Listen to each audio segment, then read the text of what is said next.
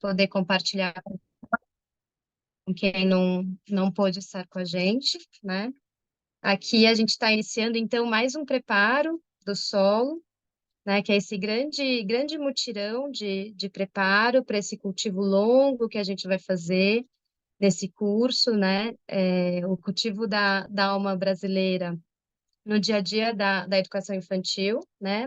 Na pedagogia Waldorf, que é um curso em parceria com a FELB, né, a partir do Programa de Relações Raciais e Interculturalidade nas Escolas. Então, esse preparo de solo é muito importante para a gente ir preparando, né, os nossos corações, tentando entender o que a gente vai encontrar nesse curso ao longo de 2024, um pouquinho de 2025. No preparo do solo da semana passada, com a Uti e com a Marli, né? A Uti trouxe um pouquinho dessa vivência dela, assim que ela chegou no Brasil, né? Dessa pergunta, o que realmente é o Brasil, né? Que Brasil é esse espírito cosmopolita que junta um monte de etnia, junta pessoas, né? Ela trouxe aquela pergunta do antropólogo Roberto da Mata, né? O que faz do Brasil o Brasil?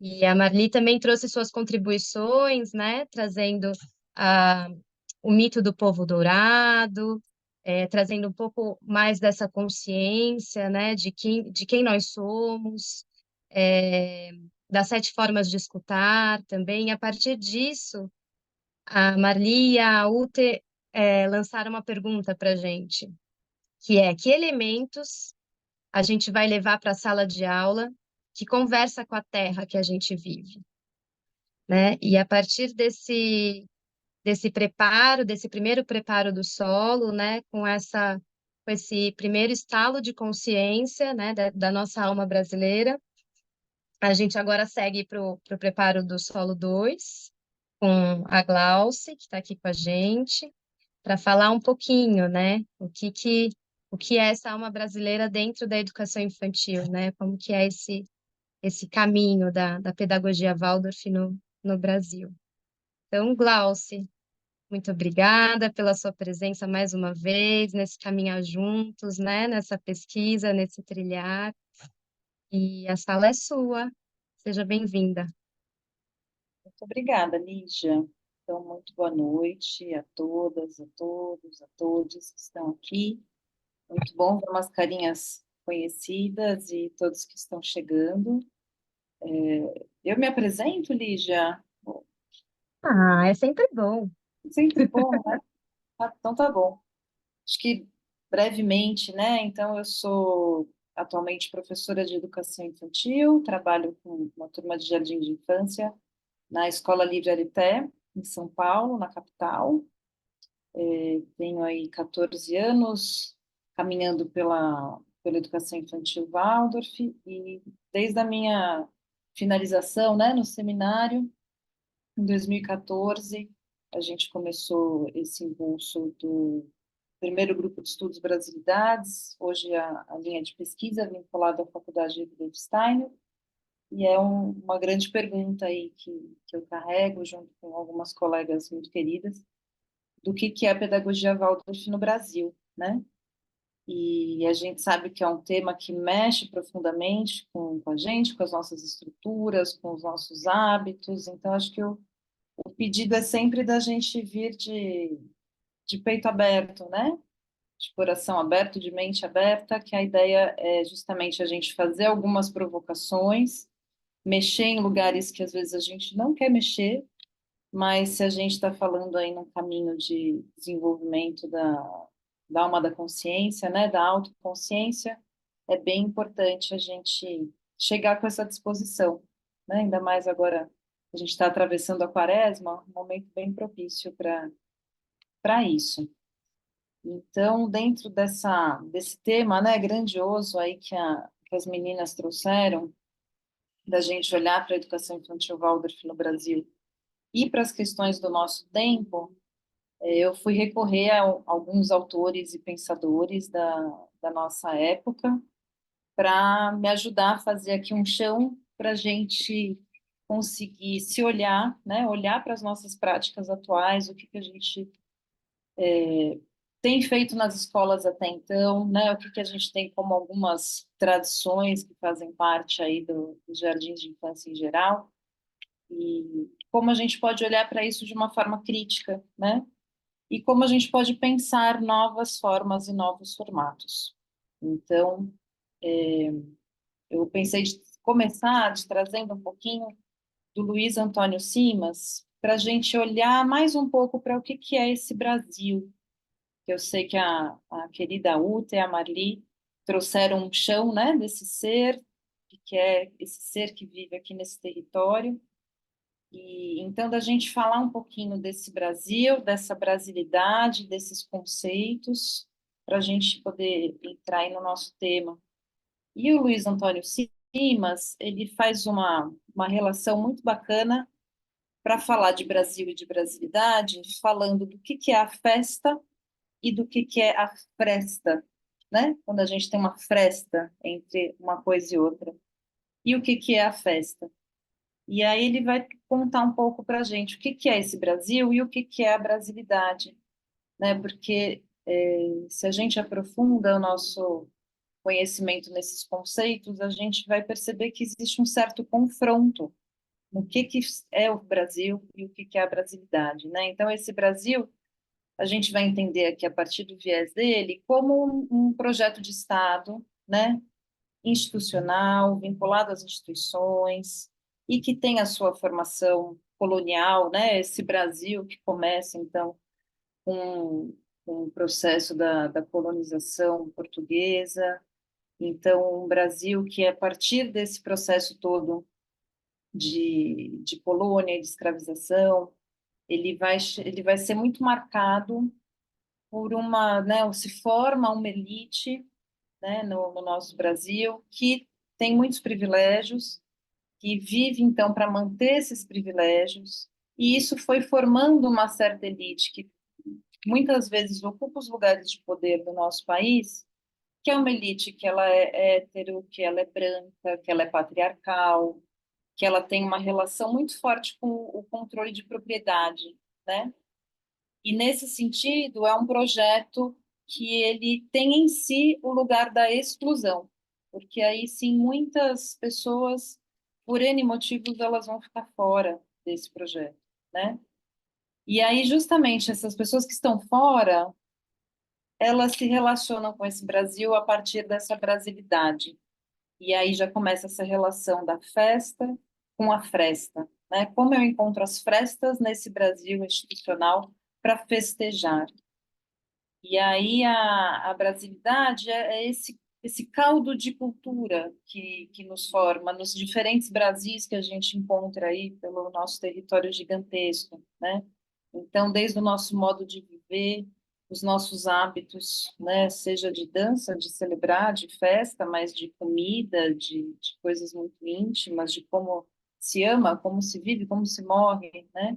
Como a gente elabora significados, como a gente vive num campo simbólico, num campo imaginário, né? Como que isso nos forma e a partir desse lugar a gente vai ter uma série de manifestações populares que se expressam justamente a partir desse lugar da festa, né? E aí o Simas traz esse lugar da festa como uma forma da gente se relacionar com o nosso corpo social, né? O que que é esse corpo social? Que é justamente quando eu supero uma distância entre as pessoas e me relaciono com esse coletivo, né? A festa, muitas vezes, ela tem até um lugar de transgressão, né? Existem algumas normas, mas que para aquela festa eu posso quebrar aquelas normas, né? Eu posso me relacionar de uma outra forma. A festa, muitas vezes, ela subverte né, novamente esse lugar da norma social, porque ela pode inverter o lugar do protagonismo, né, nessa estrutura que muitas vezes quem vai estar lá no poder, tomando as decisões políticas, vão ser os homens brancos. Na festa, muitas vezes a gente pode encontrar talvez uma mulher negra no protagonismo, né? Então ela vai trazendo um outro lugar e um outro significado e uma outra relação para o dia a dia, né? Ela vai permeando isso de uma outra forma. É até essa reflexão que a gente faz, por exemplo, em relação ao carnaval, né? O carnaval, o que que é? É uma máscara que eu vou colocar para brincar o carnaval, ou justamente na época do carnaval eu fico sem minha máscara e eu coloco a máscara para seguir o ano inteiro, né? Dá para a gente sempre fazer essa pergunta, né? O que que realmente eu sou de verdade, enquanto a minha essência, o que que eu posso me colocar dentro do sistema que eu vivo e o que eu não posso, né? O que que eu preciso achar um caminho, o que que eu preciso achar uma fresta justamente para poder existir e me colocar nesse mundo, né? Se vocês tiverem perguntas, colocações, fiquem muito à vontade para me interromper, né? Eu só queria dizer que eu não fico acompanhando o chat, que isso me distrai do meu fio de pensamento.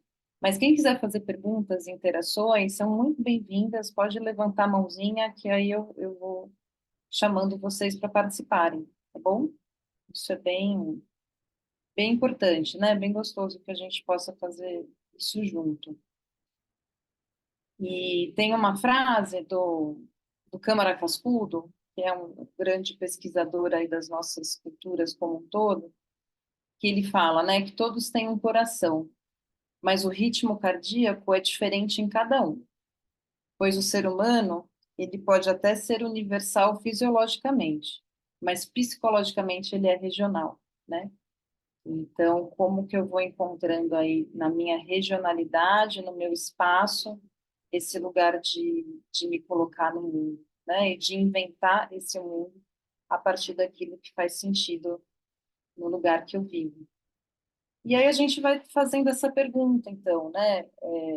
Entendendo esse conceito de fresta e de festa, chegando aos poucos nesse contexto da sala de aula, né? Como que eu posso trazer essa brasilidade para a sala de aula? O que que significa trazer a brasilidade para a sala de aula?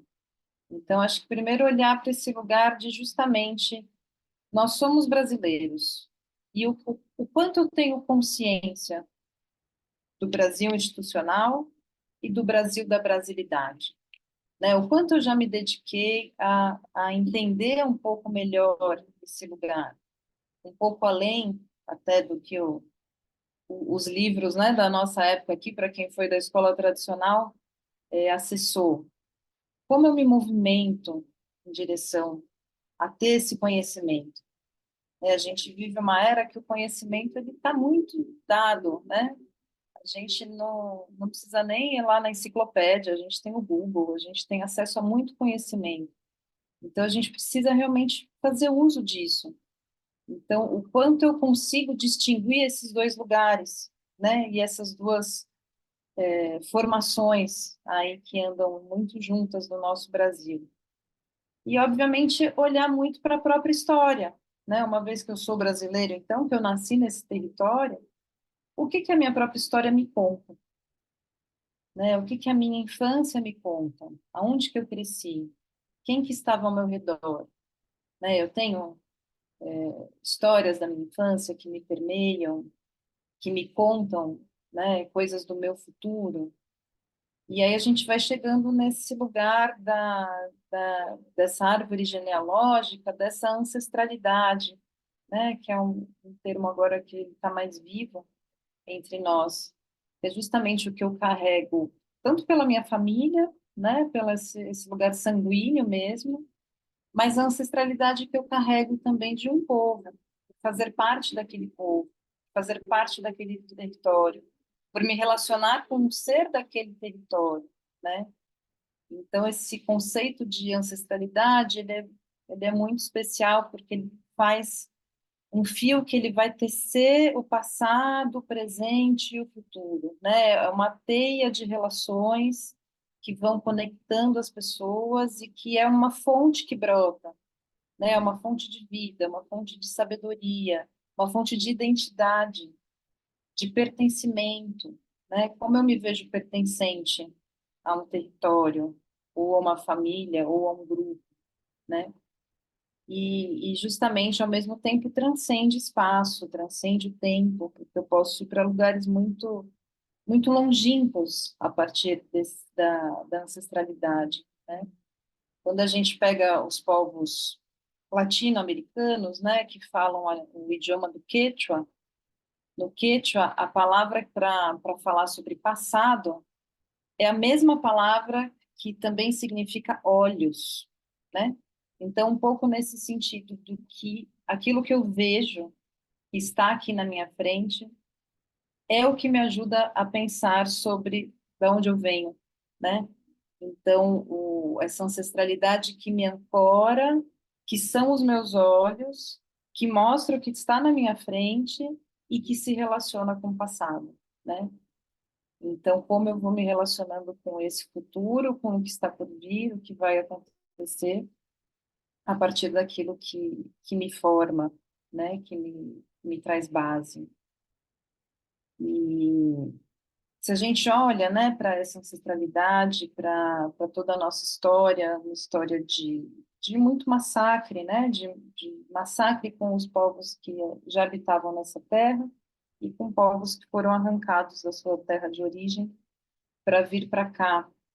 Então, a gente tem uma questão territorial muito forte no nosso país, né? Então, de alguma forma, a gente tem uma dívida em relação a essa ancestralidade. Como que a gente honra esse lugar, né? E justamente a forma de se relacionar com isso é ser você mesmo, né? É encontrar essa essência e encontrar espaços para expressá-las no mundo. Encontrar a fresta, né? E nessa fresta a gente poder fazer a festa e poder ter um espaço de transgressão, de ir além e de subverter o sistema que muitas vezes é opressor. Tudo bem até aqui? Alguém quer fazer alguma pergunta, algum relato, alguma contribuição para o nosso caminho?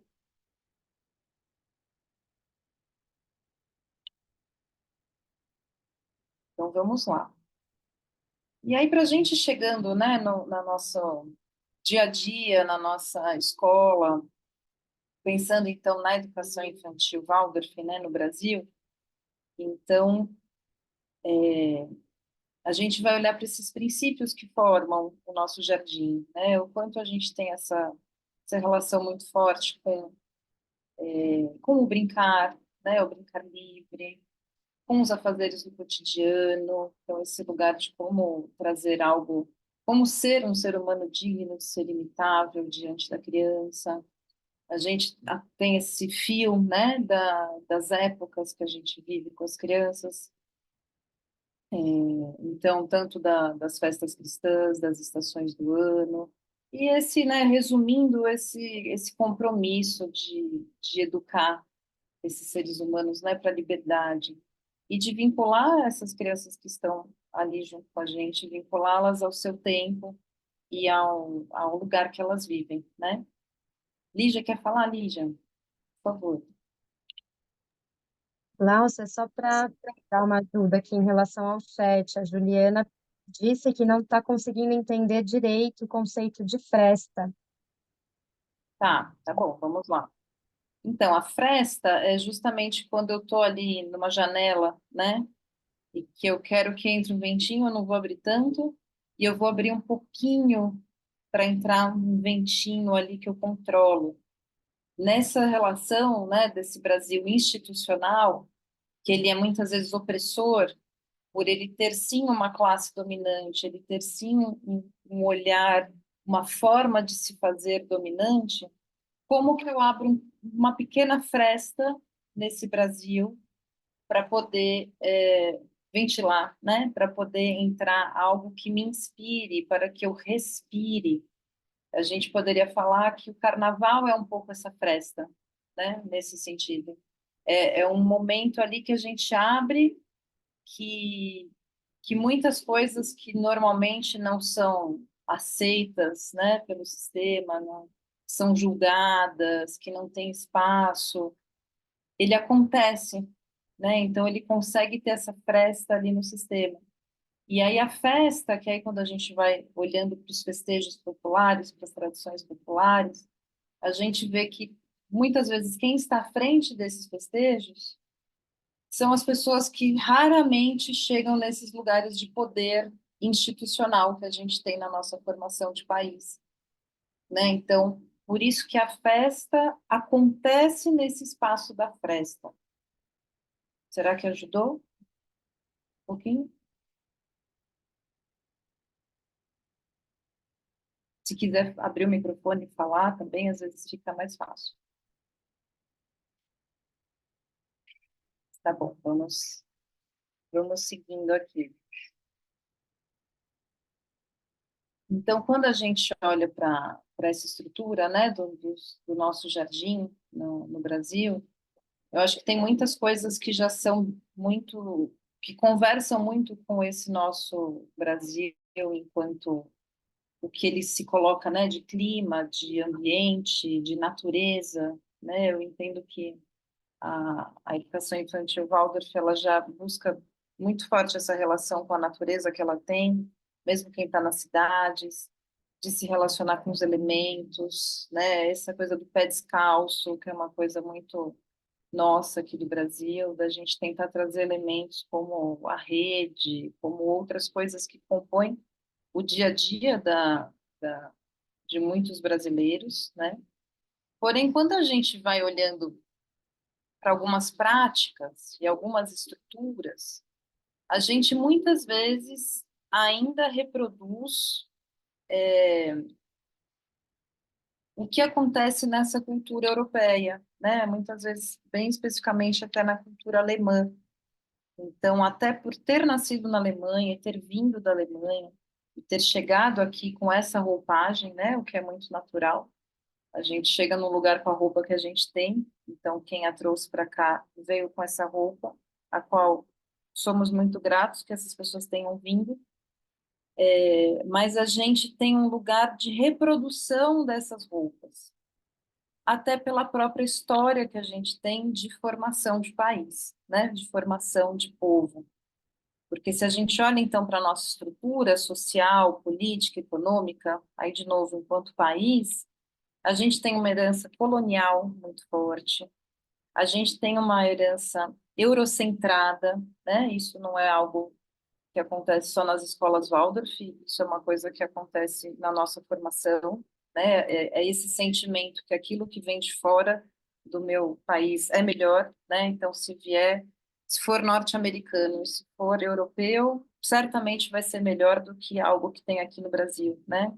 Então, vou respeitar, vou me relacionar melhor com isso, né? Uma estrutura que é marcada pelo racismo, né? Pelo racismo estrutural, pelo machismo. A gente vê o quanto a gente tem homens brancos à frente das tomadas de decisão, pela discriminação, né? Até em relação às mulheres também, fruto desse machismo, e uma roupagem cristã também muito forte, né? Então, tudo isso forma esse nosso Brasil. E aí, então, né, sempre nesse pulsar, o que que é essa formação do Brasil, o que que acontece na formação das escolas, a gente vai perceber essa influência forte desses hábitos europeus que a gente foi assimilando e se relacionando com eles. Então, eu vou trazer algumas imagens nesse lugar provocativo mesmo para vocês, e a ideia é que a gente dialogue, né? Então, eu imagino que eu vou gerar incômodos, mas que a gente está aqui para se incomodar um pouco, né? Porque a hora que incomoda é a hora que a gente se arruma na cadeira, né? A hora que a gente se mexe. Então, a ideia é um pouco essa. E não de julgar se está certo, se está errado, se é para parar de fazer assim, se é para mudar.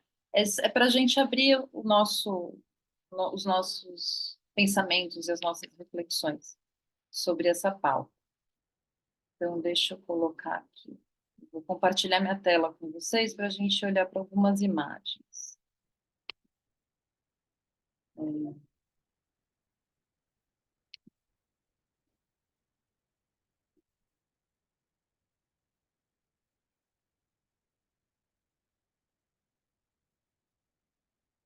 ver. Pronto, vocês estão vendo minha tela?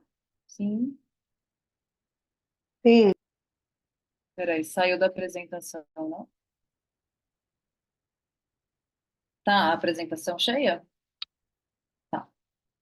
Bom, então aqui a gente tem as crianças brincando no, no jardim, né?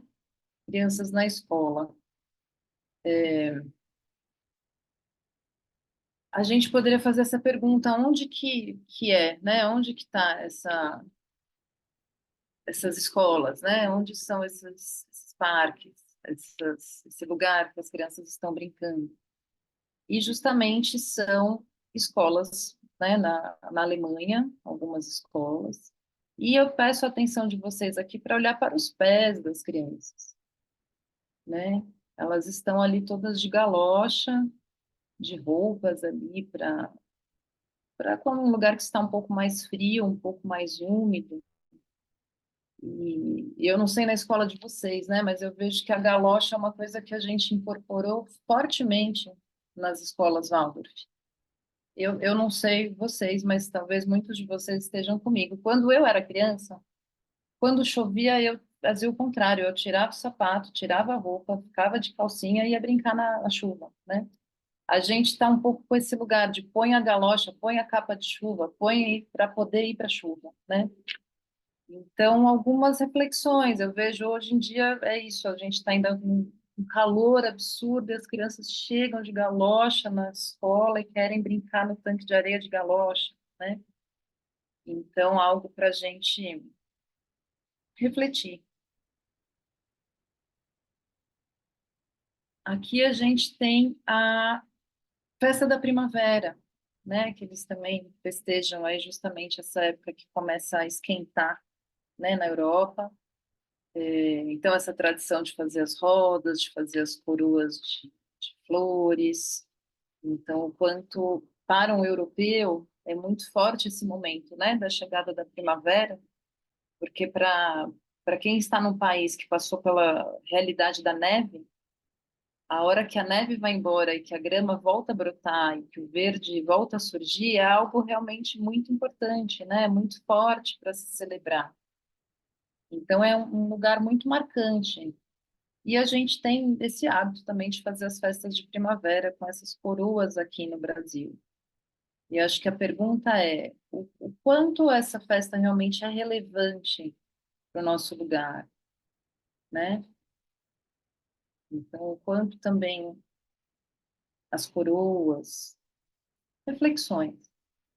Aí, quando a gente olha um pouquinho para a festa de São Martinho, a festa da lanterna, né? Que é uma festa, uma celebração que eles fazem no final do ano, ali por volta do 11 de novembro, que é o dia de São Martinho, e que é uma festa que não acontece só nas escolas Waldorf, elas acontecem nas escolas alemãs, porque é uma tradição muito forte para aquele povo, né? Um pouco como a gente tem aqui no Brasil, a festa junina, né? Então, as músicas, né? As músicas que a gente canta aqui, então, são todas as músicas dessa tradição.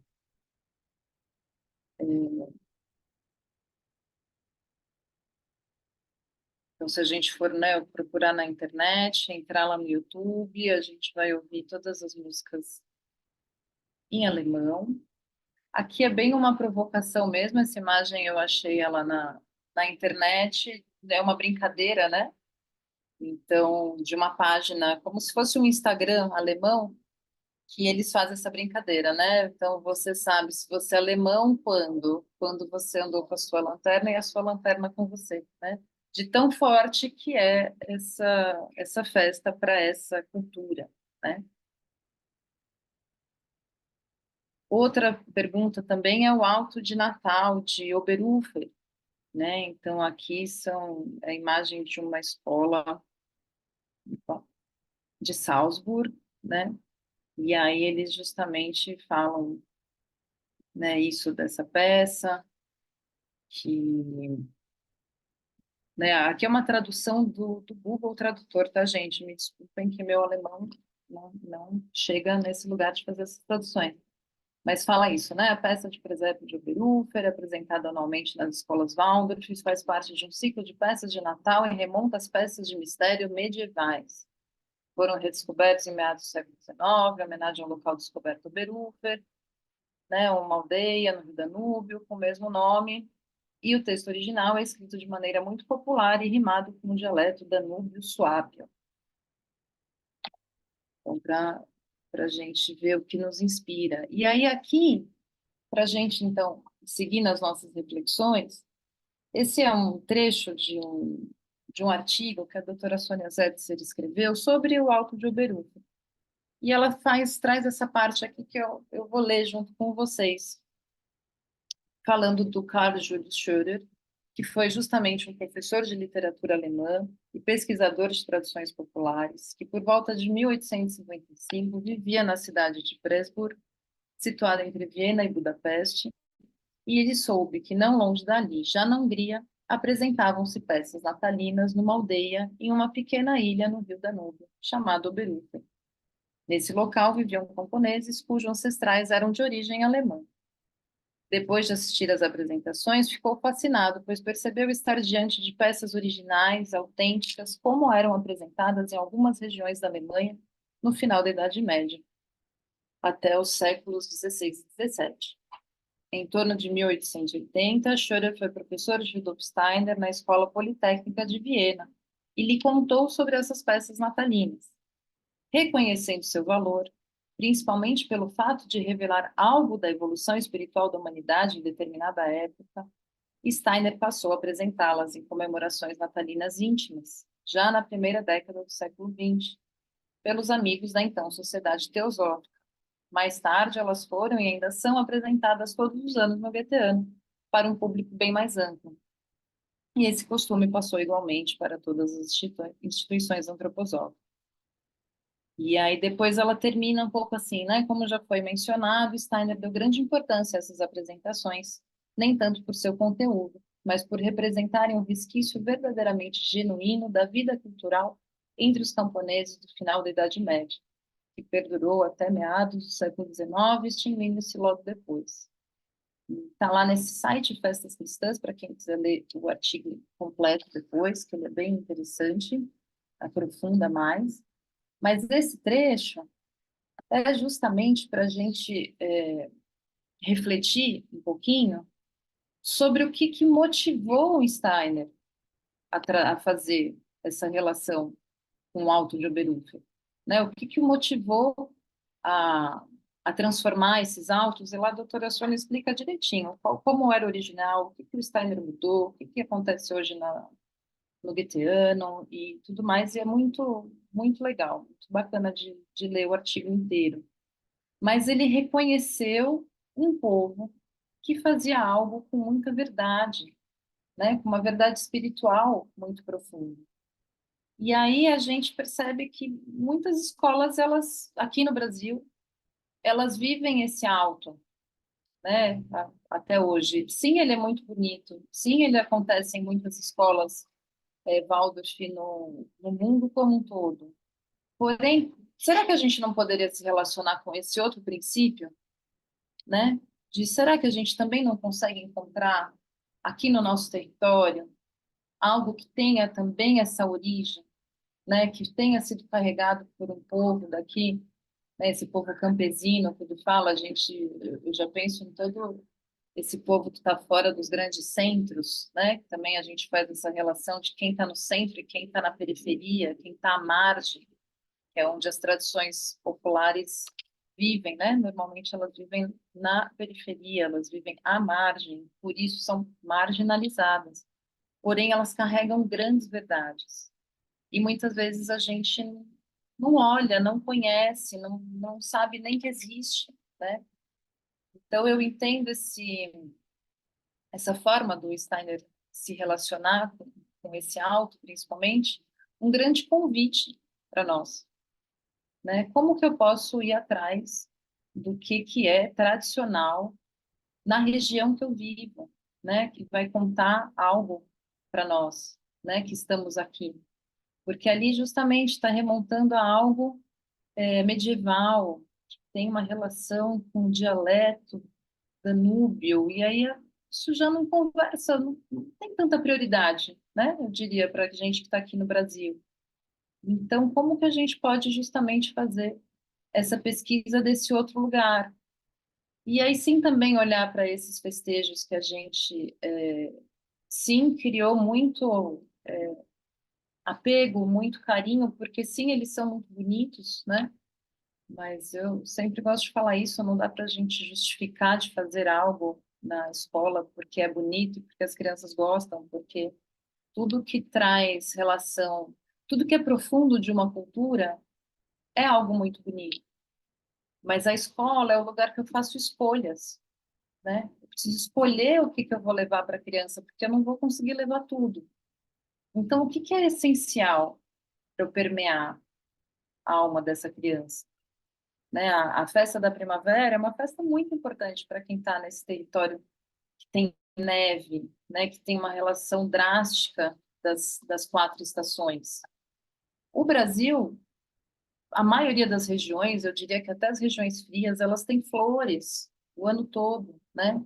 A gente vai até aqui, eu sou de São Paulo, então o que eu conheço um pouco mais aqui, a gente tem Campos do Jordão, que é uma região que é muito fria.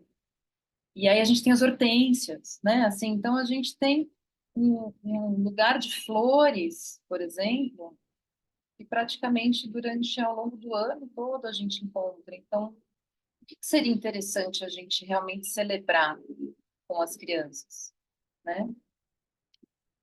Alguém quer falar alguma coisa, algum comentário, alguma pergunta?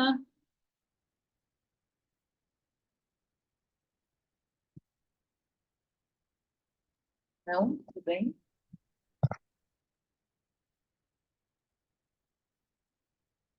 E aí, justamente, a gente vai, então,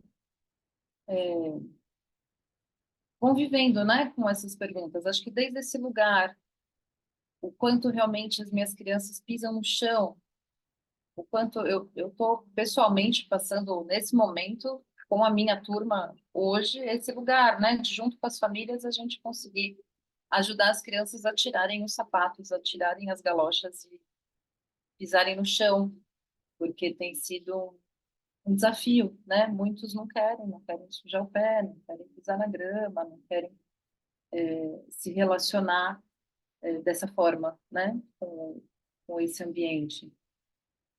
Outra reflexão também para a gente trazer: como a gente se relaciona com a alimentação na educação infantil? A gente tem todo um conhecimento antroposófico, sim, dos cereais da semana, tem toda uma fundamentação, e é muito bonito, com certeza. Mas será que é sempre essa alimentação que a gente precisa oferecer na educação infantil? Será que tem outros alimentos que não seriam interessantes também a gente permear essa educação infantil, contemplando a regionalidade, né, o lugar que a gente vive, o que faz muito sentido comer naquele lugar que eu vivo?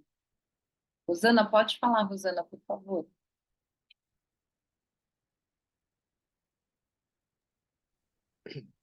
Estava esperando você concluir. Realmente, sobre alimentação, eu sou de São Paulo também, estou em Mato Grosso.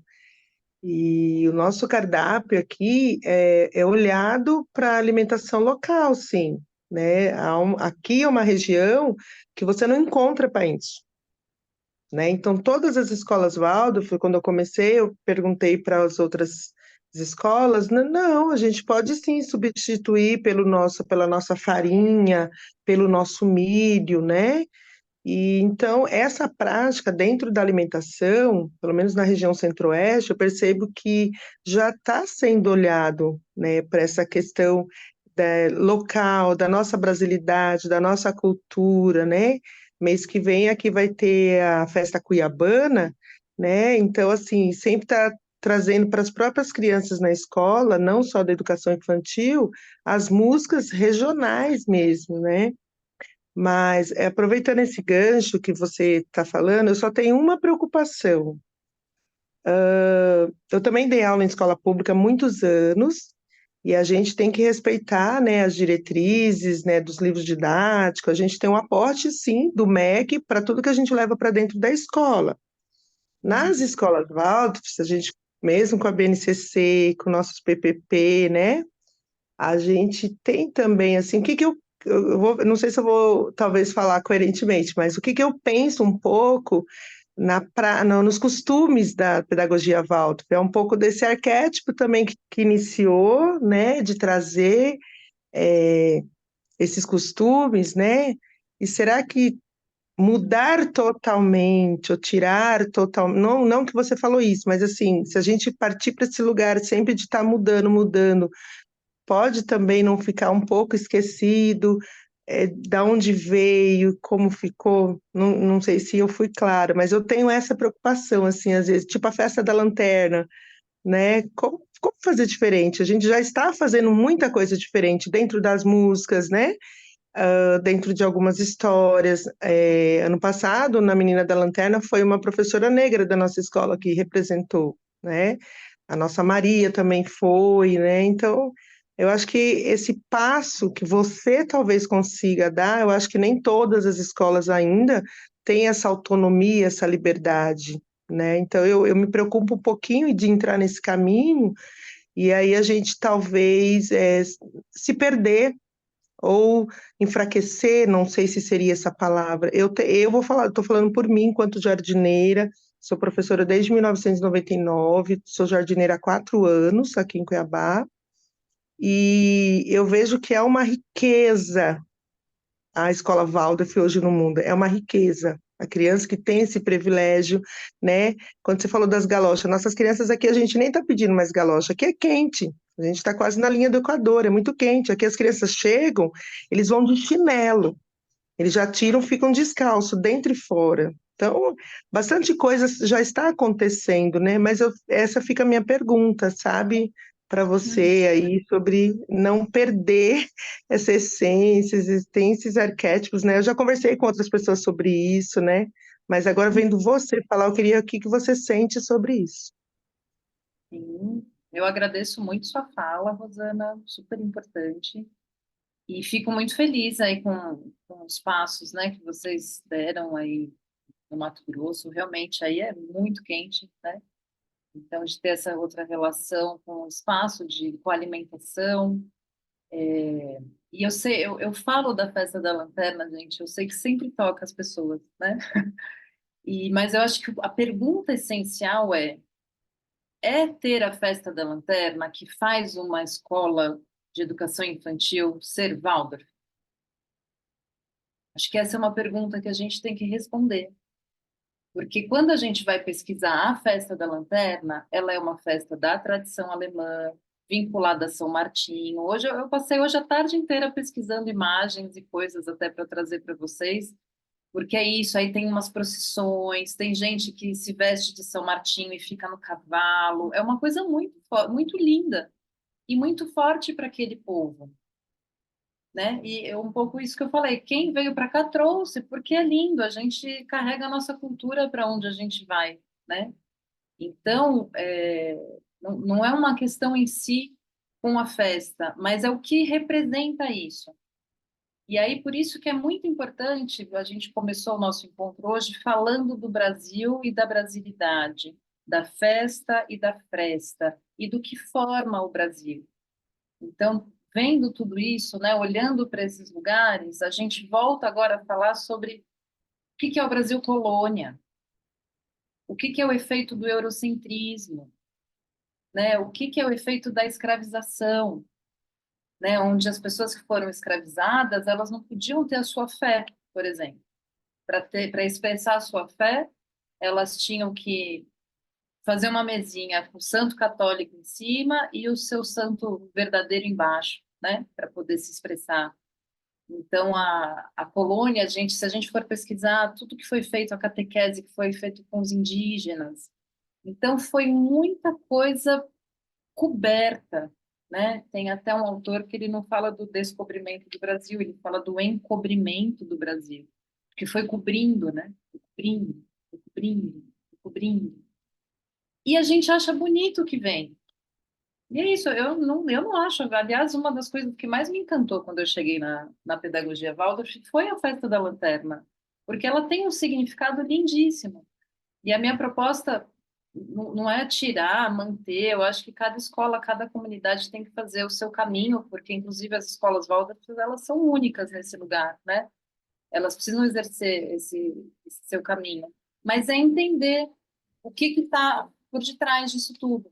E, de novo, o que que a criança brasileira que escolheu nascer em Cuiabá, em São Paulo, em Salvador, em Curitiba, né, no Amapá, o que que ela precisa para se vincular com a sua terra, com o seu povo? Porque sim, a gente vai chegar nesse lugar global, né, que estamos e somos cidadãos do mundo, mas eu preciso ter um chão para eu começar, né? Eu nasço com uma cultura. Esse é outro conceito também que a gente precisa ter muito forte dentro de nós, que ele é um conceito do estudo da antropologia, que é uma ciência, né? Não existe um ambiente sem cultura, aculturado, né? Então, acho que a gente pode até passar hoje por alguns mitos que rondam assim, a pedagogia Waldorf. Então, eu já escutei coisas que, não tudo que é de cultura é do segundo setênio, porque a criança pequena, ela é universal, ela, então não faz sentido trazer aspectos culturais. Mas como uma pessoa nasce num lugar sem cultura? Porque o bercinho dela vai ser formado de acordo com a cultura de quem pariu ela, né? Pode ser um bercinho de palha, pode ser uma rede que balança, pode ser uma caminha de algodão, pode ser. Está diretamente relacionado com aquele lugar que ela nasceu que vai ser permeado daquela forma, né? Então, eu não estou aqui de forma alguma para falar o certo e errado e como tem que fazer, como tem que deixar de fazer. A gente faz muitas coisas há muitos anos, né? Mas é olhar para o que o Brasil está pedindo, né? O que a criança brasileira está pedindo para a gente e como a gente vai transformando a nossa história enquanto povo, né? Essa coisa aí de terceiro mundo que a gente carrega. Como que a gente olha para isso? Como que a gente pode realmente transformar? E aí é muito importante a gente olhar assim para as pautas da atualidade. O que a atualidade me traz? O que o tempo de agora, de hoje, de 2024, o que ele me conta? E a gente tem sim muitos pensadores que estão vindo à tona, né? Eu não quero dizer que eles estão surgindo agora, pelo contrário, eles estão aí na luta desde muito tempo, mas da gente conseguir pensar uma estrutura afrocentrada e não eurocentrada, né? Quando a gente vai para esse afrocentrismo, como que a gente pode olhar para esse estudo da história africana, né? Como a gente pode entender a história tanto do continente africano e o quanto isso tem um impacto nesse racismo global até, né? Então, o quanto a gente precisa entender isso de um outro lugar, de uma outra forma, entender justamente a África como berço da humanidade, como esse ser humano que surge, então, desse território africano, né? O estudo do afrocentrismo, ele vai trazer, por exemplo, essa consciência que as pessoas que eram nascidas no Egito, elas eram pessoas negras. Coisa simples, assim, né? Porque fica, nossa, o Egito, que foi uma civilização e tal. Aí você fala, então, eles eram negros. Não, não eram negros, né? Então, são lugares assim que a gente, né, que se existe um pensamento para transformar, para a gente rever o mundo de outra forma, né? Então, a gente buscar nas escolas o que é uma educação afrocentrada e o que isso significa. Então, justamente, qual é a cultura, qual é a história, quais são as perspectivas que eu vou trazer para minha sala de aula? Qual é a visão que eu vou trazer? E para nós é muito simples, assim, é a do colonizador, é do colonizado, né? Se a gente for trazer assim numa linha mais geral, simples não é. Mas tem dois lados, né? Essa história. Então, como que a gente olha para essa educação afrocentrada, entendendo o Brasil como o país que mais recebeu escravizados durante todo o processo de escravização de africanos que a gente teve nas Américas, né? É outra história que a gente tem que estudar, tem que estudar, tem que pesquisar, tá cheio de autores maravilhosos sobre isso. né? A gente precisa se apropriar dessa história que é nossa. Outro tema em pauta, importantíssimo, os povos originários, né? E quando a gente vai olhar para a questão ecológica que a gente vive, porque é nesse momento que a gente olha, né, para eles. Então, o que, que são esses povos que já estavam aqui, que foram massacrados, que são massacrados até hoje? A gente quase todo dia tem liderança indígena sendo assassinada, né? Então, o que está querendo ser apagado nesse lugar? Né? Na escola que eu estou hoje, que é a Areté, a gente fez um caminho muito bonito para o ensino fundamental, né? Da gente ter aulas de Guarani. Então, as crianças do ensino fundamental, de primeiro ao oitavo ano, elas têm aula de Guarani. E a gente tem conversado muito que a gente quer que o nosso professor, o Erá, que ele venha para a educação infantil, né? E que ele venha trazer as suas manualidades, né? O que ele faz com o seu povo, que ele venha trazer cantos, brincadeiras, histórias, que ele venha contar algo para nós também na educação infantil, né? Porque às vezes a gente escuta também, de novo, esse lugar dos mitos. Ah, não, vai falar de cultura indígena é só no quarto ano. E até lá parece que você tem que, né? Se você vê um indígena, você finge que você não conhece, porque você não foi ainda, né? E aí um lugar idílico também, né? O indígena tem que estar ali pintado e com a indumentária. Se ele tiver de camiseta e celular, já não me interessa, né? Mas ele é assim hoje. Ele não deixa de ser indígena por isso, né? E o que que ele pode trazer da sua ancestralidade para a nossa formação, né? Eu não sei como que é o dia a dia de vocês nas escolas, mas aqui, estando numa escola de elite em São Paulo, na capital, eu tenho hoje uma turma de 17 crianças e eu tenho duas crianças negras. Elas sofrem racismo cada vez que chega a criança nova na sala. Entende? É uma questão muito urgente a gente olhar para o que está acontecendo. É muito urgente a gente entender que tem toda uma classe que muitas vezes ela é excluída da nossa escola Waldorf. Então, o que que a gente está fazendo, né, em relação a isso? Outra pauta, né, da nossa atualidade, esse termo agora que tá vindo cada vez mais, que é justamente para a gente combater o colonialismo, que é o decolonialismo. Porque por mais que a colonização ela tenha acabado, o colonialismo é quando a gente mantém o hábito do que foi a época da colonização, né? Então isso a gente ainda tem muito forte. E o decolonial ele tenta fazer um caminho contrário, né? Um caminho para resistir, um caminho para desconstruir padrões, para desconstruir conceitos, perspectivas, né? Então, para justamente entender todos esses povos que foram subalternizados, que foram oprimidos, que foram exterminados, como que a gente olha do ponto de vista deles para a história, né? E como a gente faz essa transformação. Então, esse seria um caminho decolonial. Então, o caminho decolonial, ele pressupõe que você vai olhar para a herança que a colônia trouxe, né? E justamente questionar o que que ela está encobrindo, né? Qual é o impacto que ela tem hoje e o que que ela mantém, porque esse é o ponto, né? O problema do colonialismo é que a gente vai passando, porque no fundo quem mantém e sustenta é a própria escola e a universidade. A gente vai mantendo, porque a gente continua reproduzindo aquilo.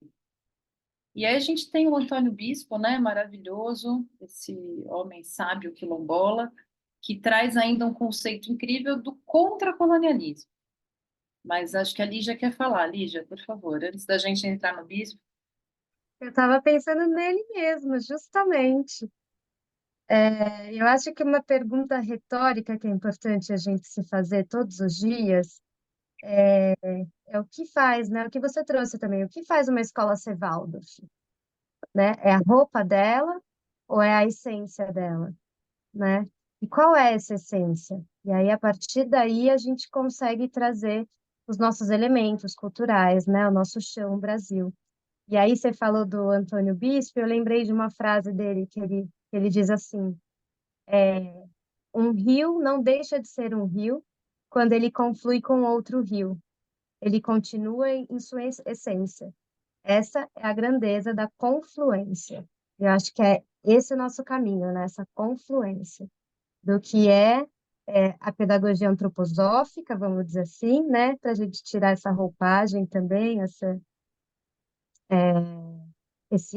contextualização do que desse surgimento, né? Da primeira escola Waldorf, mas trazer esse chão um pouco mais neutro, né? Do que é essa pedagogia antroposófica no Brasil, né? Mas Bom, muito bom, Lígia, muito obrigada. Marli, querida, por favor.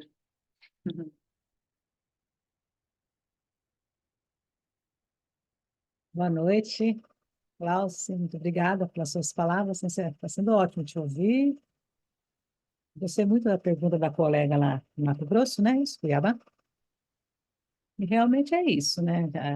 É muito difícil a gente perder não sei se a palavra é hábito, costume, ah, um método, uma metodologia, um fazer que está acompanhando a gente há muito tempo, né? É difícil. E não é só para a escola Waldorf, né? Fui diretora de escola pública, sou funcionária pública concursada, sabe, de elite, sabe? Não é qualquer escola pública, né? E, no sentido assim de que a gente tinha que ser muito bem preparado, sabe? Aqui para assumir esse cargo e, e atualizadíssimos, com cursos frequentemente em boas universidades, sempre atualizados, sabe? Foram anos e anos de trabalho. E, então, também lá é muito difícil a mudança, porque a gente, além da mudança proposta, tem a nossa mudança interior, a nossa proposta interior, o nosso modo interior de ser, o nosso jeito de ser. E sendo professor Waldorf, onde o fio condutor é a antroposofia, né? Porque tem a pedagogia Waldorf, mas a pedagogia Waldorf tem antroposofia. Qual é a proposta? Então, eu acho que, não sei se o buraco está mais em cima, está mais embaixo, mas o próprio formador, os próprios formadores que vão para essas escolas, da continuidade, né? A famosa educação continuada para esses professores, os nossos formadores Waldorf, que saem da federação e vão para lá, né? Eu não sei também, porque essa resistência que os colegas encontram para a mudança é normal, a gente tem mesmo, sabe? Mas como é que um formador vai trabalhar isso? 1 ano, 2 anos, 3 anos, tudo bem, mas 4 anos fazer a mesma coisa, mesmo depois que foi proposto uma reflexão, 5 anos, 6 anos, porque a gente está caminhando já tem uns 10 anos nessa proposta de trazer uma forma de ver a educação infantil, né? Não é uma coisa assim do ano passado, nem do ano retrasado, nem de 2023, né? Estamos em 2024, já tem pelo menos uns 10 anos que está nessa caminhação, né? Então, eu sinto que tem alguma coisa que está faltando. Não sei.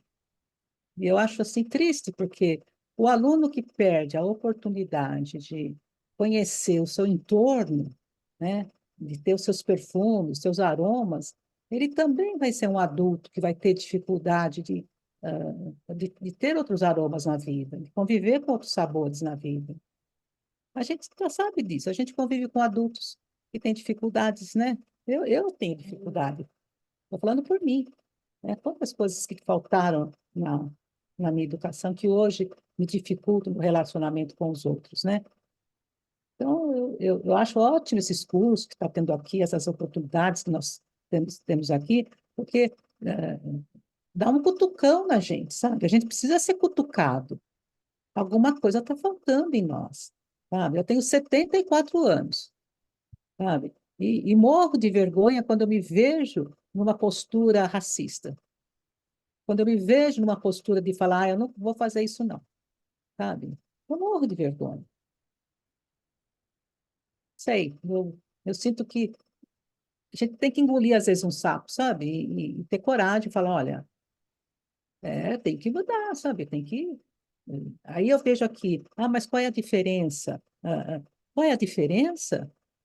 Vai você propor o que está sendo proposto aqui lá na Alemanha para eles fazerem uma festa a brasileira. Vai lá, vai lá ver como é que é, sabe? Essa postura colonial que nós temos aqui de aceitar, aceitar, está na hora de começar, porque vai o professor fazer um estágio lá na Europa, levando as nossas festas, levando alguma coisa. Vai levar carnaval lá. Quero ver quem consegue. Aqui, carnaval, a gente consegue um dia, e olhe lá, Escola Waldorf, um dia, algumas horas. Eu sei, fui professora Waldorf 10 anos. Qual é, gente? Está brincando de quê? Tem que ser lá dentro da federação, os professores formadores, eles precisam ouvir esse curso, sabe? E estão assustados porque estão falando de ancestralidade. Que ancestralidade? Eu vejo, estou vendo os anciãos como eu, mais ancião do que eu, falando isso, sabe? Ai, é isso mesmo, sabe? A hora da reflexão é para todos. Quero ver fazer, levar uma festa de. Não precisa ser de carnaval, não. Vai levar nossa festa junina na época da lanterna lá. Já que a gente está na globalização, já que a Escola Waldorf faz tudo igual no mundo, uai, por que que a nossa festa também não vai para lá? Não sei, sabe? Alguma coisa. Eu não sei. Como diria meu, meu filósofo favorito, alguma coisa está fora da ordem. Da nova ordem mundial, né? Alguma coisa fora da ordem, porque não é porque é Waldorf, gente. É feito por pessoas. E as pessoas precisam se olhar para si mesmas, sabe? Poxa, eu estou sempre. Vamos pensar um pouco. Não dói pensar. Pensar é livre pensar. Desculpa tomar seu tempo, Cláudia, desculpa mesmo, mas Imagina. É sempre uma alegria te ouvir, Mari. E eu acho que, assim, eu acho que o Steiner ficaria feliz de ver as nossas reflexões hoje em dia, né? Assim, porque realmente sair do lugar que nos é dado é muito difícil. É fato, né? A síndrome de Gabriela, né? Eu nasci assim, eu cresci assim, eu vou ser sempre assim. É muito fácil manter isso. É muito fácil seguir uma trilha na mata se ela já está dada, né? Então, até assim que os bandeirantes foram abrindo os caminhos, né? Eles foram tudo pelas as trilhas indígenas. Então, poxa, ficou bem mais fácil, né? Bem mais fácil. Então, assim, é difícil esse lugar. E eu gosto muito de ler coisas do Prokofiev, né? Esse antropósofo, que ele se dedicou muito a essa pauta das festas anuais, das festas cristãs, das estações do ano, e ele tem um livro, né, que são 3 volumes falando de como se relacionar com essas festividades e como isso ser um caminho iniciático, né? Claro que como um europeu, ele falou isso do ponto de vista do hemisfério norte, porque a gente sabe que olhando para as estações do ano vai ficar tudo invertido. E aí ele tem um pequeno parágrafo que ele cita do hemisfério sul, mas que justamente me ajuda a sulear, né? Não nortear, mas sulear, que ele diz assim: desde já, sem o apoio do curso natural das estações do ano, é muito difícil festejar as festas cristãs. Para celebrar, por exemplo, a festa do Natal na época do verão, não se deveria tratar de imitar as condições do norte, como neve, etc. Senão, que é necessário encontrar, com o tempo, formas novas em sua totalidade para o festejo, surgidas das profundezas espirituais ocultas. Este será um verdadeiro trabalho pioneiro. E eu acho incrível porque ele simplesmente reconheceu, ele falou: esse território eu não domino. Eu escrevi 3 volumes aqui, cada um de 200 páginas, sobre o que eu domino. Este eu não domino, mas eu tenho certeza que tem verdades profundas ali, né? Ao meu ver, esse trecho conversa muito com o Steiner e o professor dele, o Schroeder, de assim, o que que é genuíno? O que que surge da profundeza espiritual desse lugar que eu estou? E isso vai ser um trabalho pioneiro. Mas esse lugar nosso de reproduzir o colonialismo, a gente também precisa ter essa consciência que a gente não faz isso conscientemente. É, E a gente foi formado assim, né? A nossa formação de povo é essa, isso nos é dado. Então, realmente, para quem está no hemisfério sul, a gente tem que fazer um exercício ainda além de conseguir falar, nossa, deixa eu acordar aqui, porque estão me formando dessa forma, né? E aí realmente dá um vazio, porque eu tenho certeza que se, né, a gente falar assim, ó, se a gente trabalhasse desse jeito, né, olha, agora é proibido fazer a festa da lanterna. Nossa, eu acho que tem escola que ia fechar, porque ia mexer num lugar muito profundo, né? E então é muito a gente ter essa coragem para esse trabalho pioneiro, né? Nesse ponto, se relacionar com essa pauta é um trabalho muito micaélico, né? Nesse sentido coragem, e coragem, é. de muita coragem, de abrir caminhos mesmo, né? E a gente tem aí pessoas incríveis aqui do nosso povo que estão nos ajudando. E aí, voltando aqui para o bispo, né? Que tem um livro incrível dele, que chama Terra Dá, Terra Quer. Anota aí, gente, compra o livro e lê. É só isso que eu tenho a dizer para vocês. Leiam. E ele fala desse conceito, né, do contracolonialismo. Ele começa falando até da relação de colonizar com adestrar, né? E ele, como um homem do campo, um homem quilombola, ele faz essa relação porque ele já adestrou muitos animais.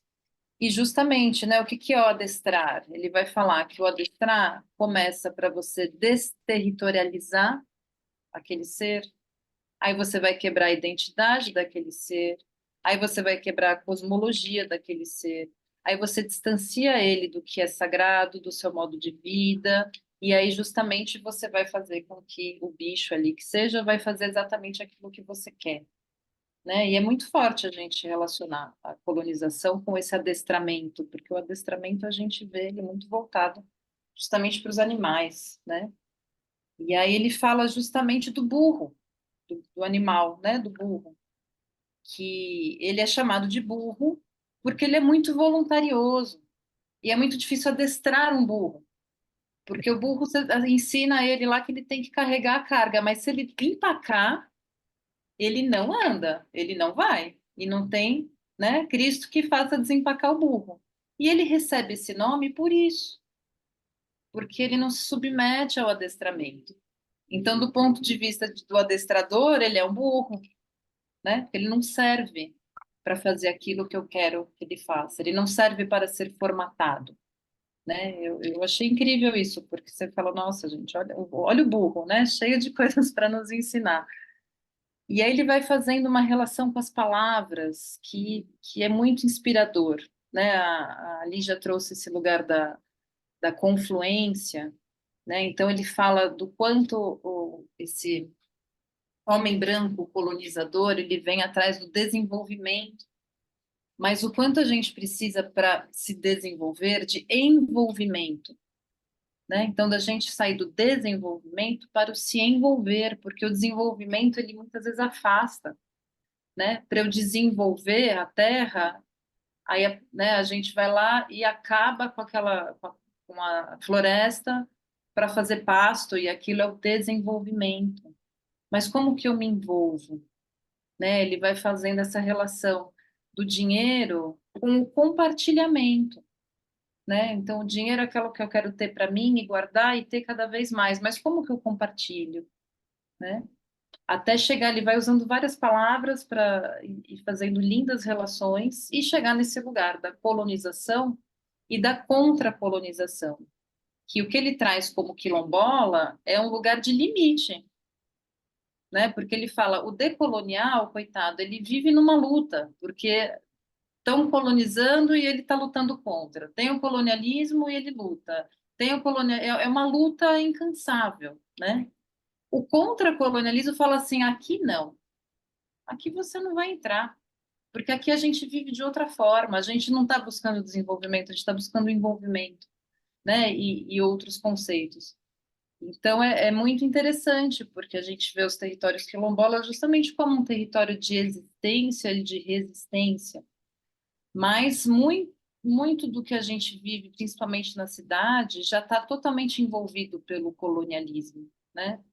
Então eu fico muito nessa crise. Será que a gente aqui, a gente consegue olhar, fazer um movimento contra-colonial, uma vez que eu vejo a gente já muito tomado pelo colonialismo, né? Mas como que a gente fala dá esse passo de falar agora chega, aqui a gente vai fazer de outra forma, né? E é muito exigente. Mas diga, Tamires, por favor. Agradecer, Glauci. Uma fala muito, muito importante, né? Forte, potente. E eu ia trazer justamente essa reflexão, né? Sobre, me parece que nós, né? Que eu saí de uma comunidade, né? Fui também para um lugar um pouco mais urbano, enfim. Então, me parece que para a maioria de nós é um caminho, primeiro decolonial, sabe? Para depois chegar no contracolonial. Se vocês conseguem me entender, então é como se a gente estivesse num passo de, opa, peraí, vamos tomar consciência de tudo isso que veio pela colonização e vamos tentar dialogar, né, com isso. Isso aqui é um marco da colonização, mas eu já descobri que, olha, tem a menina da lanterna, né, que traz essencialmente algo muito importante, mas descobrimos que isso vem de um formato, de um histórico colonial. Ah, sabe o que eu descobri das nossas raízes africanas, afropindorâmicas, por exemplo? Que também existe uma cosmologia onde se acredita que todo ser humano vai em busca de um sol. Será que já existe uma história que traz isso? Então, assim, eu acho que é um caminho, né?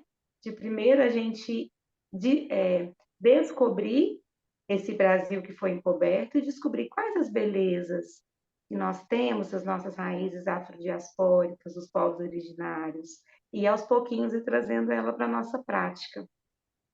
Na hora que a gente chegar, eu acho que numa pedagogia tão enraizada na nossa potência territorial brasileira, vai chegar uma hora que a gente vai estar tão certo da nossa potência que a gente não vai aceitar mais o que vem de fora, a não ser que não invada, que não hierarquize, porque a gente está aberto para o diálogo com o outro, mas não de uma maneira que nos subalternize, que nos inferiorize, que nos animalize, né?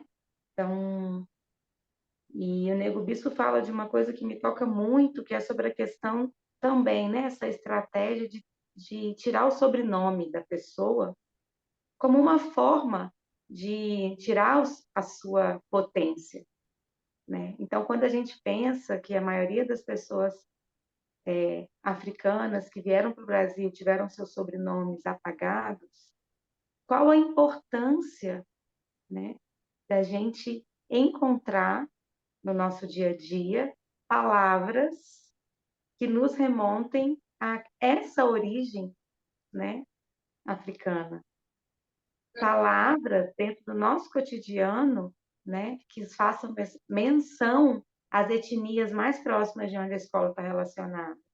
Então, hoje eu me autodeclaro como Tamires Aparecida Barbosa da Silva Puri, e recentemente eu descobri a minha etnia, que me tiraram esse nome.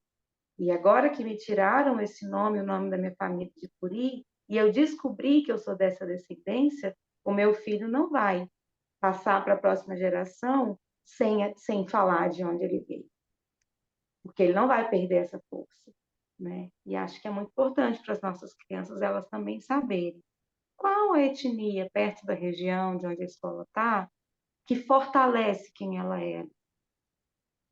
fortalece a potência dela. Então, são reflexões, assim, uma noite de sexta-feira. Muito lindo. Muito bonita a história também desse lugar com essa relação com o nome, né? E, e te ouvindo, assim, me veio agora, né? O que a gente precisa apresentar para as nossas crianças na educação infantil para quebrar padrões e estruturas tão enraizadas no nosso povo, como o racismo estrutural, né? Eu acho que essa é uma pergunta que a gente tem que anotar e olhar para ela todos os dias. Todo dia. Eu vou trazer um relato aqui para vocês do que está acontecendo na minha sala de aula hoje, um dia, né? Esse mês de março de 2024. Eu recebi uma criança de 3 anos de idade e que eu pedi, né? Às vezes na hora do lanche, tem dia que eu direciono as crianças, falar, ai, fulano, senta do lado do ciclano e tal. E eu pedi para esse menino sentar do lado de uma das minhas alunas que é negra. E ele não quis. Tá. Aí, no outro dia, a gente, né, olhando tal, ele também teve uma postura com essa criança. Isso já me acendeu uma luzinha, né? Falei, nossa, mas como assim? Ele tem 3 anos. E aí, no outro dia, de novo, eu falei, né? Fulano, senta ali do lado. Não, fiz até o contrário. Eu coloquei ele sentado e pedi para a criança negra sentar do lado dele. Ele se levantou da cadeira. 3 anos. E eu tentei, chamei ele mais perto. Ah, mas por quê? Por que que você não quer sentar perto dela, tal? Não soube falar. No dia seguinte, eu conversei já com a família, porque eu já identifiquei uma situação muito delicada, né, de racismo. Conversei com a família. No dia seguinte, ele veio verbalizar para mim. E ele falou exatamente assim: eu não quero sentar do lado dela porque ela é preta. 3 anos, gente, ele tem. Né? Aí a família ficou, claro, desesperada. Nossa, a gente não é racista, a gente não fala disso em casa e tal. E eu acredito na família. Claro. Mas da onde vem esse lugar? Né? E a gente sabe que com o racismo estrutural, aonde que as crianças da elite paulistana veem as crianças negras? Né? Vai ver no farol, vai ver o filho da pessoa que vem limpar a casa, da babá, e na rua. Então, é muito grave o que acontece, né? É muito grave a gente não trazer outras referências para essas crianças. Porque a minha aluninha, desde os 3 anos, ela sabia que ela não podia ser chamada de macaca. Ela já sabia disso. Ela já tinha essa consciência. E teve uma situação que as crianças estavam brincando de subir na árvore falando de macaquinho que ela ficou antenada, né, do que estava acontecendo. E aí você fala, por que que algumas crianças têm que ter tanta consciência de uma coisa, né, e são as crianças negras? E a outra criança, né, a branca tem que ser poupada e ficar nesse lugar sonhador, porque eu não posso encarnar a criança rápido, enfim, aí várias outras coisas, né? Então são lugares graves que acontecem, urgentes que acontecem, né? A gente precisa que essas crianças vejam as pessoas negras num lugar de protagonismo, num lugar de destaque, num lugar de inspiração, num lugar de admiração, né? Para ter uma outra relação. Então, a provocação, né? A gente já está indo para a finalização aqui do nosso encontro. É um pouco assim, será que a gente tem tanto tempo de pensar se a gente quer mudar? Porque eu entendo que a gente precisa mudar e que a gente já perdeu o tempo. Já perdeu, porque a coisa já está dada e é muito forte, né? Então eu gosto muitas vezes de aprofundar mais nessa questão racial. Hoje aqui a gente fez um outro caminho, mas é um tema que a gente tem que estudar. Todo educador precisa saber dessa pauta. Precisa, né, encontrar o seu lugar de fala, porque a gente se confunde muito nisso, né? Ah, eu não sou negra, então eu não posso falar sobre esse tema. Não, os brancos têm sim o seu lugar para falar sobre isso, né? Dentro dessa estrutura, dessa luta antirracista, é essencial que a gente saiba falar sobre isso, né? E fale, e aborde esse tema, aborde essa pauta com as crianças, com as famílias, com os colegas. Tem que ser constante, né? Então, são lugares que a gente precisa olhar. Mas, enfim, voltando aqui para a gente fechar esse lugar do contracolonial, né? E ainda assim, se inspirando no Bispo, Antônio Bispo, ele fala um pouco da manifestação cultural que eles vivem, que é o reisado, né? E aí ele tem uma fala que é assim, eu vou ler aqui para vocês. Quando a gente brinca de fazer o reisado, a gente faz o reisado. Quando a gente brinca de fazer a roça, a gente cresce aprendendo a fazer a roça. A gente brinca de fazer a roça até fazer a roça de verdade.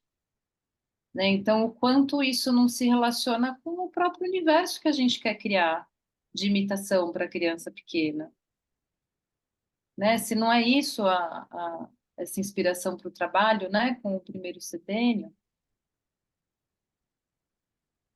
E, enfim, voltando ainda para as pautas, né, da nossa época, o que está forte hoje, as pautas feministas, a pauta da diversidade de gênero, o pluralismo religioso é outro lugar que dá muito embate, que dá muito problema e que afasta muito as pessoas, né? Então, como que eu garanto a liberdade religiosa para todas as manifestações terem espaço? E esse é um tema bem polêmico, né? Porque o Brasil tem um lugar justamente cristão muito forte, catolicismo popular muito forte, que conversa com muitas manifestações culturais, mas um lugar que às vezes justamente afasta e inviabiliza a participação de outras realidades religiosas, né? E como que a gente conversa com isso? E talvez a gente tenha que fazer essa pergunta, inclusive, da pedagogia Waldorf, porque a antroposofia tem essa relação, essa base com com o Cristo, né? Esse fundamento no Cristo, nesse Cristo até que estaria além da questão do cristianismo, né? Dentro do que o Steiner traz. Porém,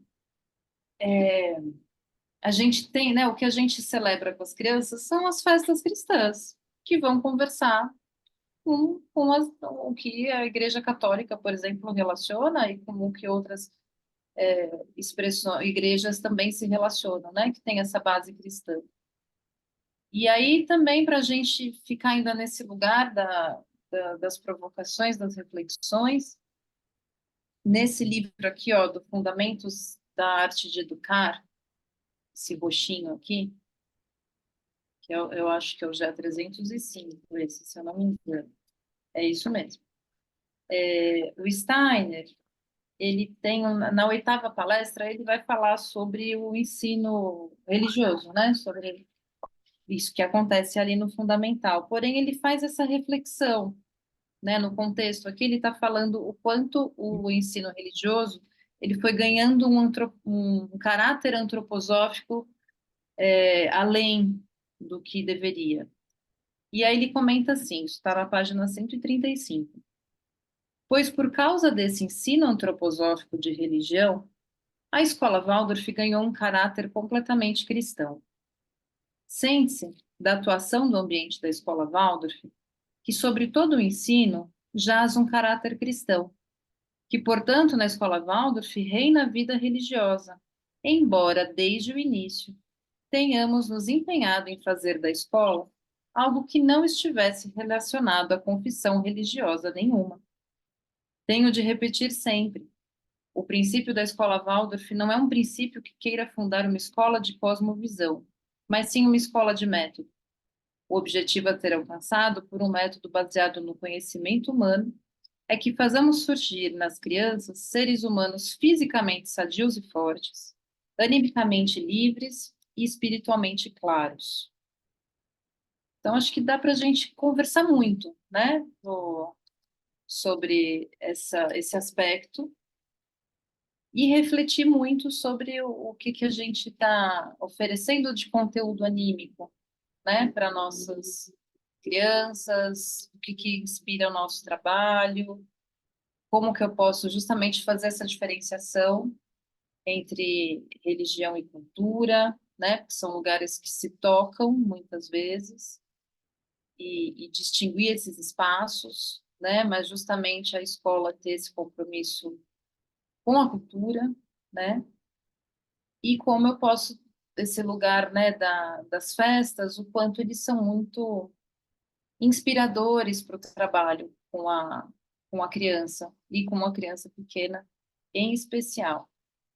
Eu sei que a Inês e a Lígia querem falar. Deu o nosso horário. Eu vou só fechar aqui com o meu pensamento e eu passo a palavra para vocês, que é justamente dentro de temas polêmicos, né? Um dos temas que muitas vezes, perguntas que chegam para mim é sobre o tambor, né? O tambor na educação infantil. E aí eu vou ler, para finalizar, um trecho de uma dissertação de doutorado de uma professora da USP, que ela se chama Soraya Chung Saura, e ela fala sobre o Bumba Meu Boi, né? A manifestação do Bumba Meu Boi. E ela fala assim: o início da iniciação no Bumba Meu Boi dá-se efetivamente de duas maneiras. Uma delas é por hereditariedade, quando a criança é conduzida pela mão carinhosa do adulto. É acolhida por todo o grupo. Todos descem à sua altura para lhe falar, sendo o filho de um, o filho de todos. Cuidado pelo conjunto, cerceado e tendo garantido seu espaço saudável. Acontece com frequência. Bebês pequenos dormem tranquilos, em meio à zoada de matracas e pandeirões, no balanço de braços ritmados e amigos. Música e repetição, tambor e coração. Não importam que estejam próximos à música que forma o conjunto.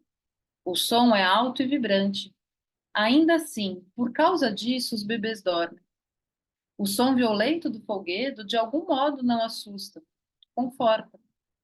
As batidas dolentes dos tambores são próximas, em alguma medida, às batidas do coração.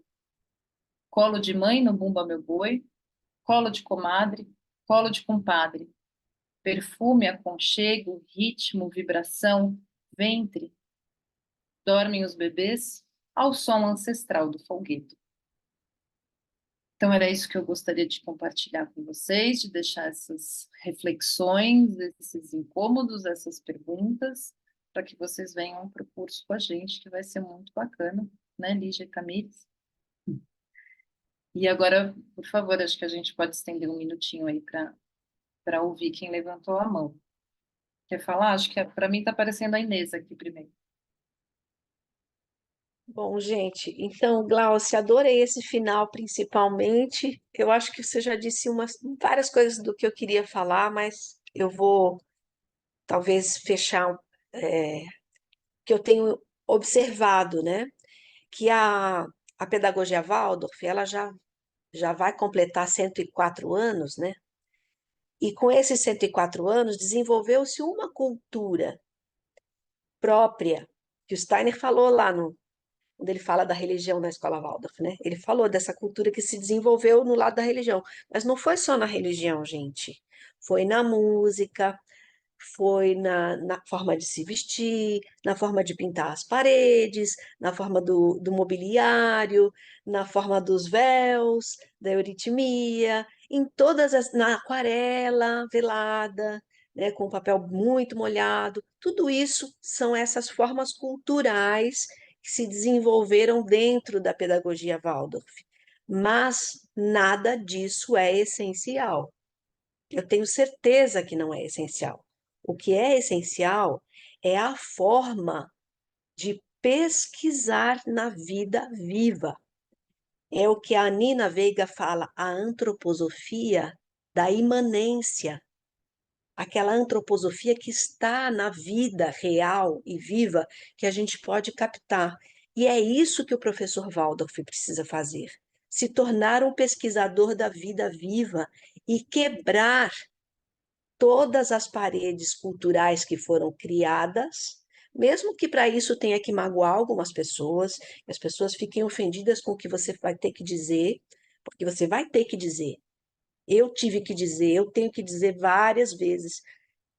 nesses últimos meses da minha vida, que eu não estou me confrontando com a pessoa, que eu estou me confrontando contra o colonialismo da pessoa, porque eu reconheço esse colonialismo até mesmo em mim e está sendo uma luta vencer. E a gente tem que vencer, gente, senão a pedagogia Waldorf não vai durar mais 100 anos. Não vai durar. Se a gente quer que essa pedagogia da imanência antroposófica continue a viver no mundo, a gente tem que quebrar essas formas para que em cada local que ela esteja, ela seja própria para o local. Então, eu agradeço muito a vocês por terem formado essa família junto comigo, tá? Obrigada. Como é que eu desmancho a mão aqui? Obrigada, Inês. Muito bom. Não Lígia? sei tirar. Eu levantei a mão, na verdade, para auxiliar a Juliana, que queria fazer uma pergunta e não sabia como levantar a mão. E aí, em seguida, deixa eu ver, tem a Marilisa e a gente precisa encerrar, né, por conta do nosso horário. Então, eu passo a palavra para a Juliana. Boa noite. Consegue me ouvir?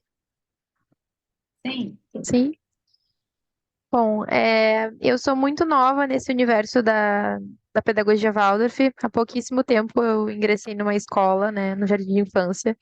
Então, a minha dúvida talvez seja bem, eh, como é que eu posso dizer? A minha dúvida é sobre o carnaval, tá? E eu quero deixar claro, assim, que talvez a minha fala até seja uma fala preconceituosa, mas eu acho que é importante eu trazer isso para eu me desconstruir e poder levar isso no meu fazer, né, na escola.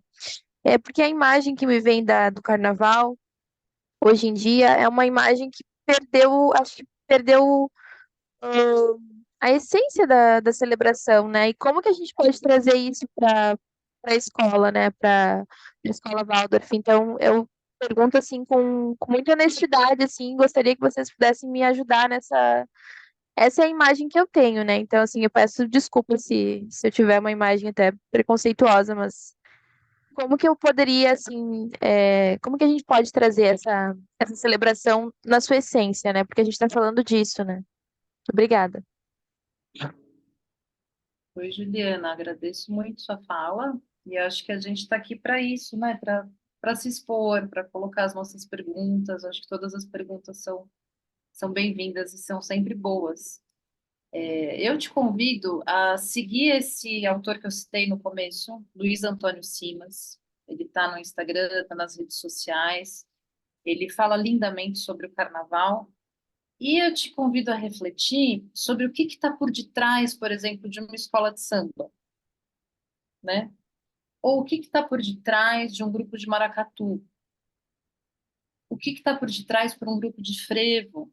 Ou qualquer outra manifestação que apareça no período carnavalesco.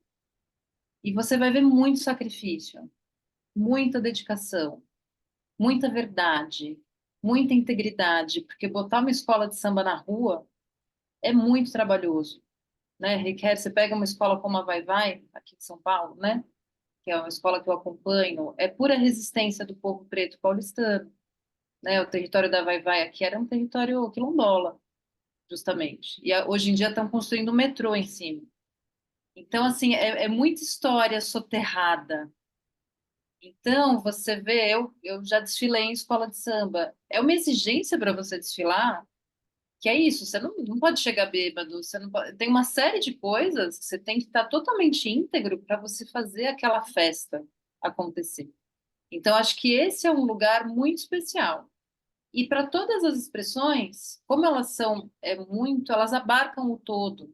Isso é lindo, né? A manifestação popular, ela abraça o bêbado caído na rua e aquele que está carregando a festa em si, porque ela é para todos, ela não exclui ninguém.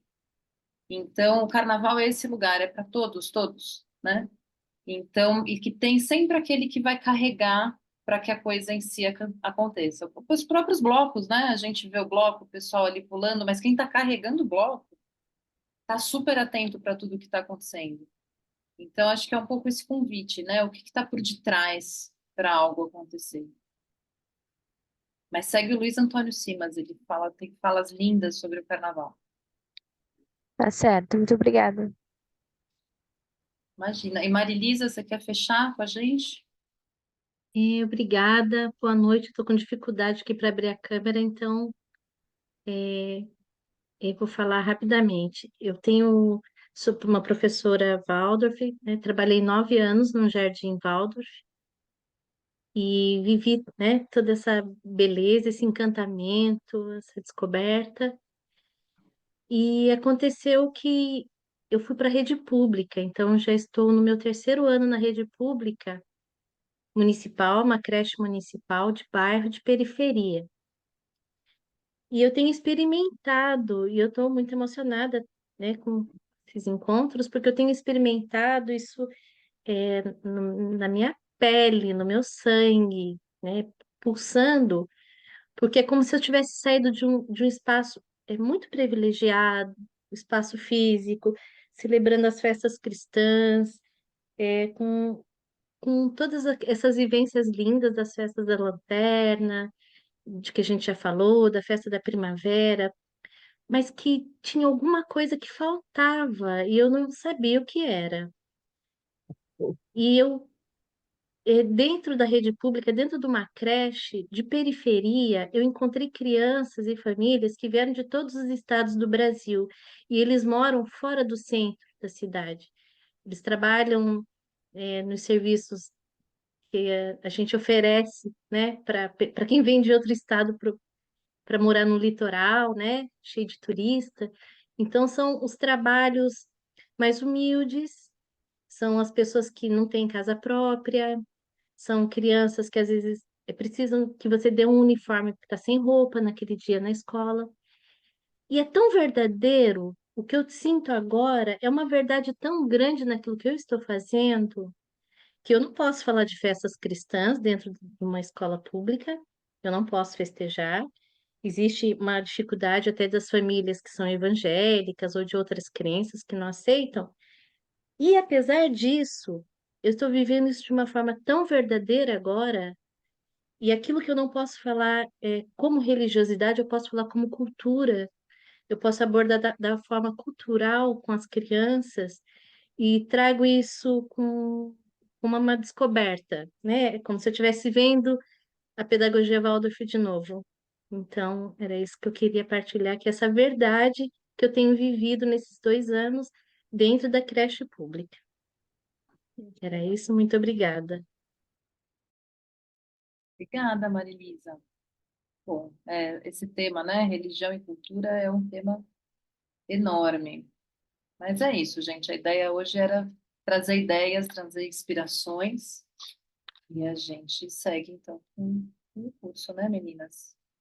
Não sei se a Lígia quer fazer um fechamento, Tamires? Tamires? Para nos inspirar no nosso caminho decolonial, vou trazer uma citação da filosofia Bakongo sobre a arte Congo de educar as crianças. E ela fala assim: todo mundo, ser humano, nasce com um sol interno e é de responsabilidade da comunidade acender esse sol para o seu livre caminhar na Terra. Boa noite. Boa noite, gente. Muito obrigada pela presença de vocês. Boa noite. Boa noite, muito obrigada. Ah, eu vi que tem perguntas dos livros, depois eu passo para Lígia, ela passa para vocês, tá bom? Uma pequena bibliografia do Obrigada. Propóquio. Bom, muito bom, como sempre. Boa noite. Obrigada, Glaucia. Noite, obrigada.